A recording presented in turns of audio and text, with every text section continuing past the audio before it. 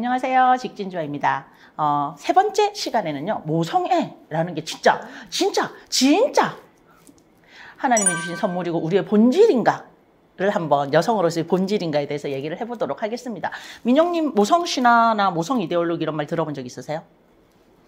한 번쯤 들어본 적은 있는데요. 제가 생각할 때 모성신화나 모성 이데올로기는 미디어나 이런 곳에서 어머니를 굉장히 헌신적이고 따뜻하고 자애롭게 그린다든지 뭐 그런 것 같아요.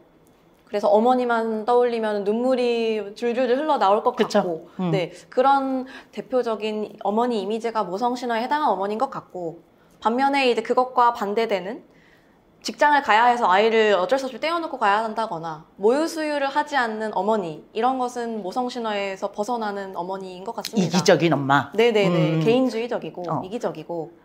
그러니까 사람마다 되게 다른데 모성애 또는 모성신화 이러면 어머니 자식을 위해서 뭐든지 할 수 있고, 네. 막 뭐 자식이 뭐 차에 깔리 번쩍 이렇게 드러내고, 엄마는 다 할 수 있고, 다 할 수 있고, 막 밤을 새서라도 자식을 간호하고 자식만을 위해서 잘 살고 버리고 내 마음을 버리고, 네, 그렇죠.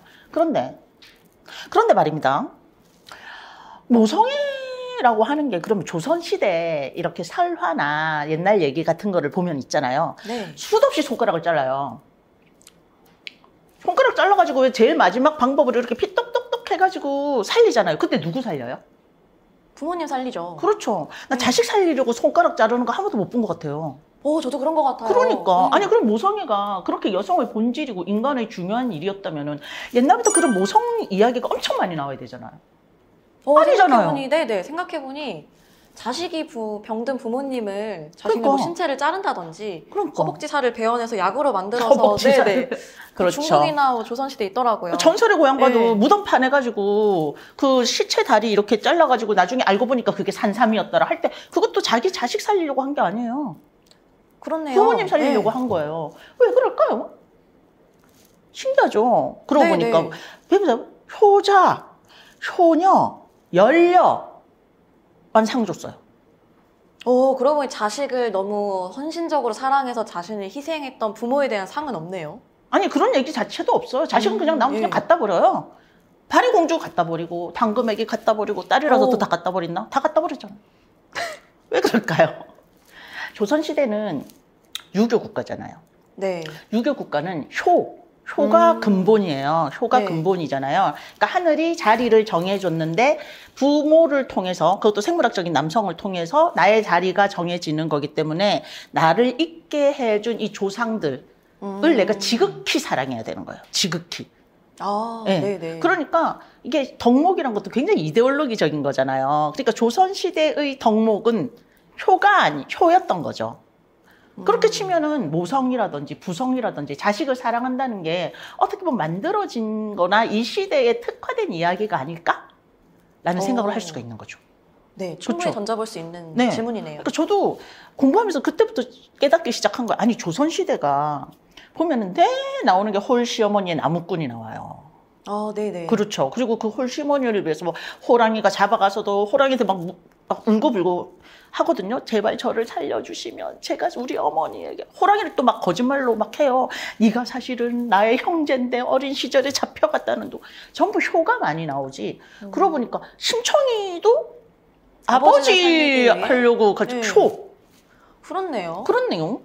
그리고 또 생각해보면 옛날에는 가족보다는 가문이 중요했고 대를 잇기 위해서 양자를 드린다든지 아니면 생물학적인 어머니가 분명히 있는데 아이를 낳고서 그 아이를 본인이 직접 기르지 않았죠. 왕실이나 귀족 같은 경우에는 그런 데는 거의 다 그렇죠. 유모가 길러주셨죠.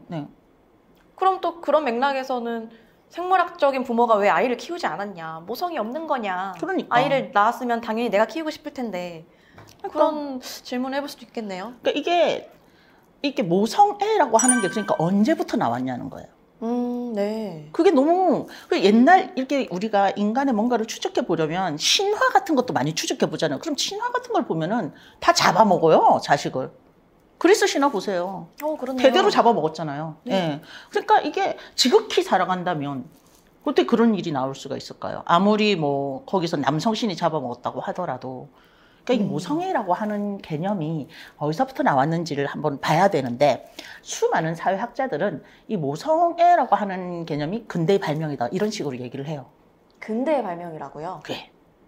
왜 그럴까요? 어떻게 근대 발명일까요? 그래서 제가 저번 영상에서 말씀드렸던 것처럼 그 남성과 여성의 노동이 분화가 되면서 임금 노동과 이제 재생산 노동으로 분화되면서 가정을 보살피고 이 가족들에서 이제 지극한 사랑을 주고 그런데 남편만 보살피는 게 아니라 아이를 보살펴야 되는 책임이 생겼어요.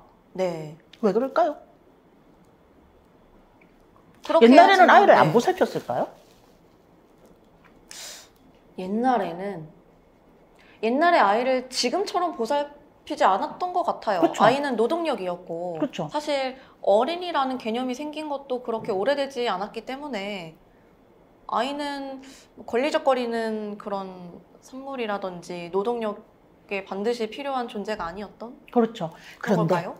근대가 들어오면서 아이가 처음으로 등장하기 시작하면서 모성이 새롭게 부각이 되는 그런 역사적인 전환점이 있습니다.